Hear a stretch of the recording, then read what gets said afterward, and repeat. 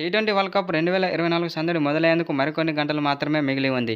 Mega tourney కోసం జట్లన్నీ ఎంతో ఆసక్తిగా ఎదురుచూస్తున్నాయి.